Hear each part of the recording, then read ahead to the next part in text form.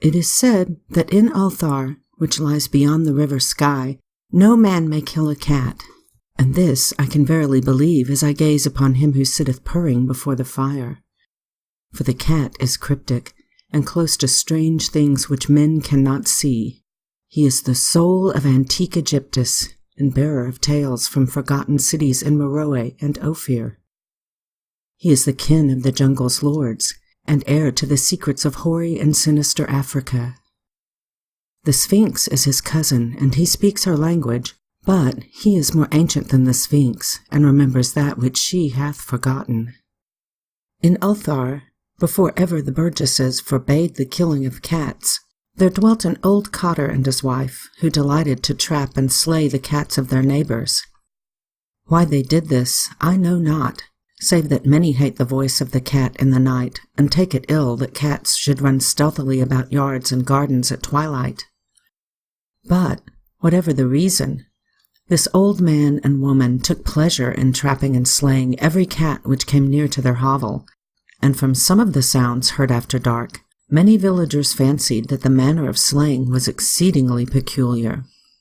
But the villagers did not discuss such things with the old man and his wife because of the habitual expression on the withered faces of the two, and because their cottage was so small and so darkly hidden under spreading oaks at the back of a neglected yard. In truth, much as the owners of cats hated these odd folk, they feared them more, and instead of berating them as brutal assassins, merely took care that no cherished pet or mouser should stray toward the remote hovel under the dark trees.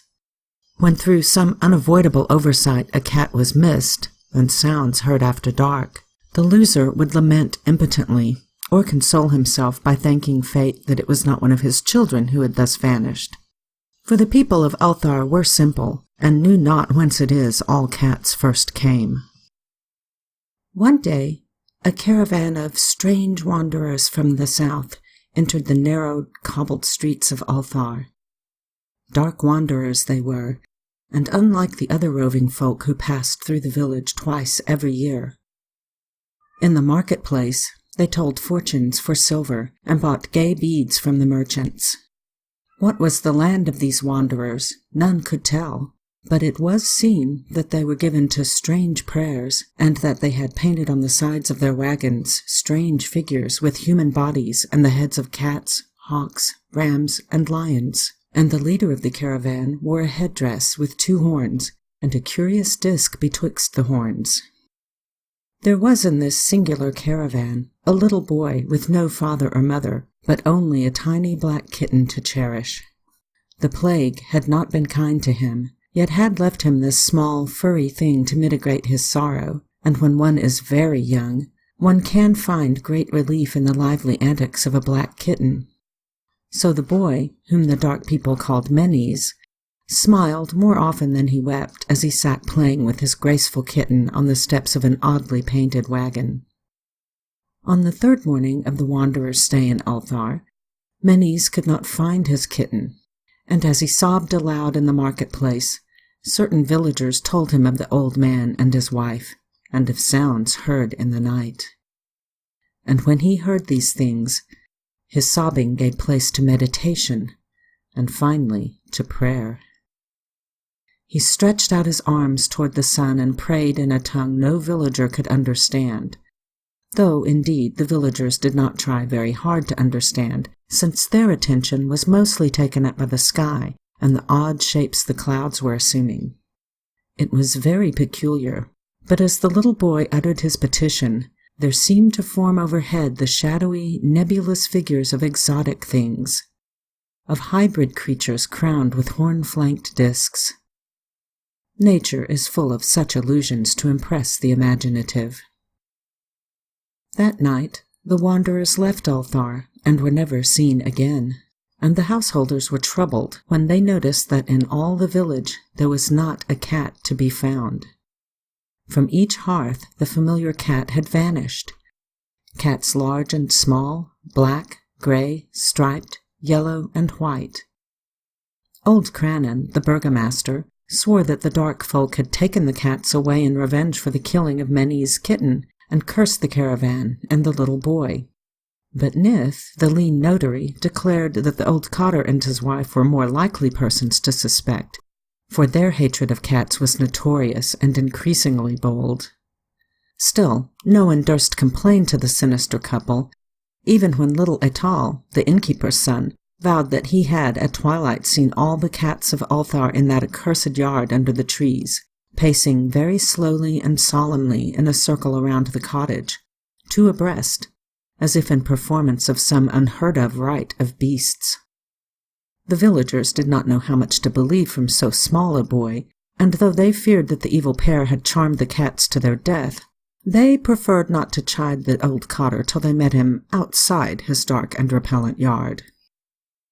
So, Ulthar went to sleep in vain anger, and when the people awakened at dawn, behold, every cat was back at his accustomed hearth, large and small, black, gray, striped, yellow, and white, none was missing.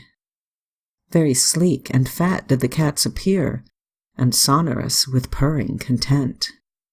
The citizens talked with one another of the affair, and marveled not a little.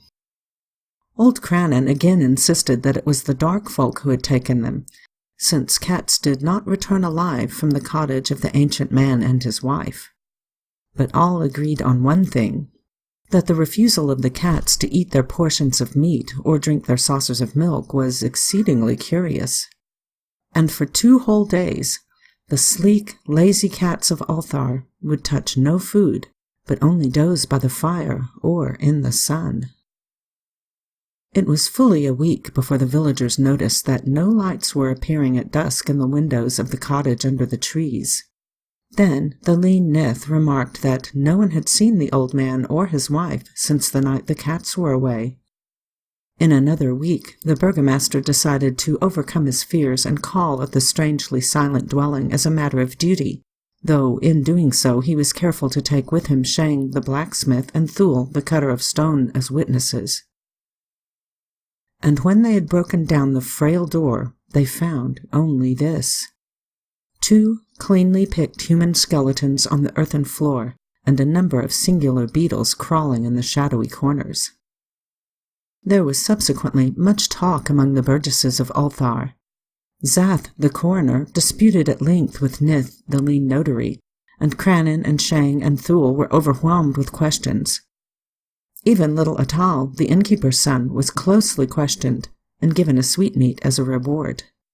They talked of the old cotter and his wife, of the caravan of dark wanderers, of small Minnies and his black kitten, of the prayer of Minnies and of the sky during that prayer, of the doings of the cats on the night the caravan left, and of what was later found in the cottage under the dark trees in the repellent yard.